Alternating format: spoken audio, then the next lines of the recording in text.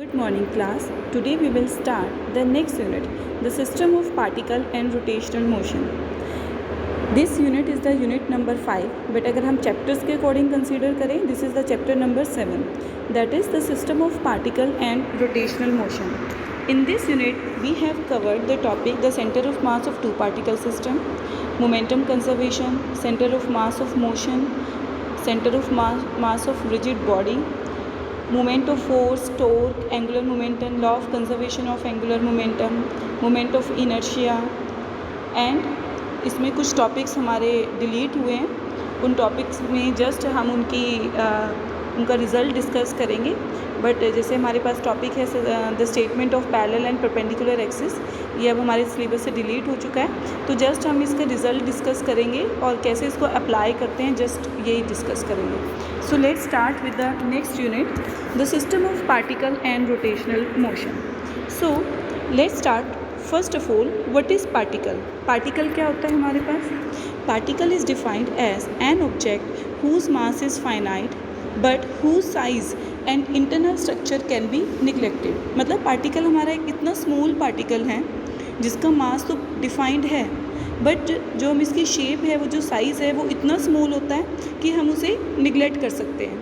जैसे हम कहते हैं ना, एक हमारे लिए एक पॉइंट ऑब्जेक्ट ऐसा है जो जस्ट एक डॉट की तरह कंसीडर करते हैं. तो हमारे पास पार्टिकल है जो हमारे लिए एक ऐसा इतना स्मॉल पार्टिकल है जिसमें हम उसका साइज़ निगलेक्ट कर सकते हैं बट उसके मास को निगलेक्ट नहीं कर सकते. Like electron, proton. Electron, proton हमारे क्या हैं? पार्टिकल्स हैं. इनका मास आपको पता है, इनका मास डेफिनेटली होता है 9.1 × 10⁻³ kg मास है इनका. और बट इनका जो साइज़ है उसको हम एक माइक्रोस्कोप के थ्रू भी इनके साइज़ को नहीं देख सकते. हम एटम को देख सकते हैं बट वो इतने इलेक्ट्रॉन का साइज़ इतना स्मॉल है, एक एटम में भी इलेक्ट्रॉन इतना स्मॉल साइज़ का है कि जिसके हम साइज़ को इमेजिन नहीं कर सकते.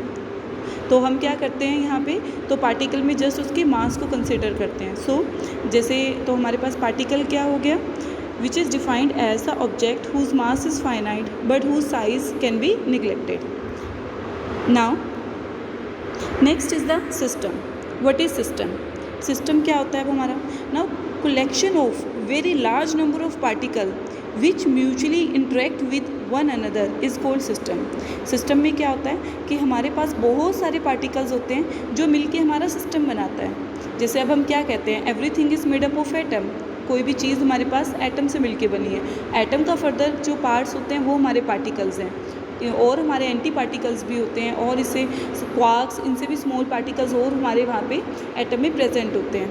नाउ तो हमारे जो सिस्टम क्या हो गया, इन सब चीज़ों को, इन सब पार्टिकल से मिलके जो हमारी एक चीज़ बनती है या फिर कोई हमारे कलेक्शन होती है जिससे हम पर्टिकुलर वहाँ पे इंटरेक्शन शो हो, उसे हम कहते हैं सिस्टम. तो सिस्टम क्या हो गया? Basically collection of large number of particles.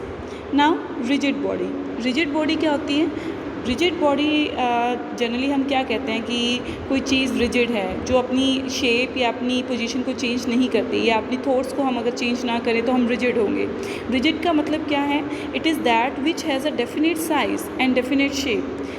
This is because the distance between the different pair of particles such a body do not change on applying any force. It means हमारे पास अगर दो particle के बीच का जो distance है, अगर हम उसको कहीं पे भी ड्रैग करें या कहीं मूव करें या रोटेट करें, बट इन दोनों के बीच का जो डिस्टेंस है वो सेम रहे, तो उसे हम कहते हैं रिजिड बॉडी.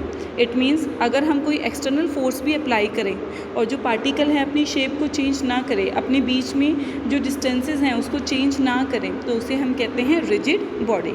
सो हम यहाँ पे डिस्कस कर चुके हैं particle, rigid body, system. Now next is the internal forces. Internal forces क्या होती है? हमारे पार्टिकल्स एक दूसरे के ऊपर कॉन्टीन्यूसली फोर्स एक्सर्ट करते रहते हैं, लाइक इन अ न्यूक्लियस. जो न्यूक्लियस होता है आपको पता है वहाँ पे इलेक्ट्रॉन भी प्रेजेंट होते हैं और प्रोटॉन भी होते हैं. तो हमारे न्यूक्लियस में इलेक्ट्रॉन और प्रोटॉन कॉन्टीन्यूसली एक दूसरे के ऊपर फोर्स लगाते रहते हैं, जिसकी वजह से उनका जो स्ट्रक्चर है वो एग्जिस्ट करता है. तो इसी को हम कहते हैं इंटरनल फोर्सेस, जहाँ पे बाहर से कोई फोर्सेस एक्सर्ट नहीं होती.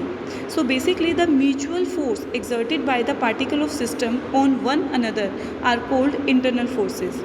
And basically the structure of the body is responsible for these internal forces, or you can say these forces are responsible for holding together the particle as a single object। एक particle को single object की तरह यही forces जो internal forces हैं यही hold करके रख सकती हैं। नाउ एक्सटर्नल फोर्सेस हैं, हम किसी भी बॉडी के ऊपर हम बाहर से अगर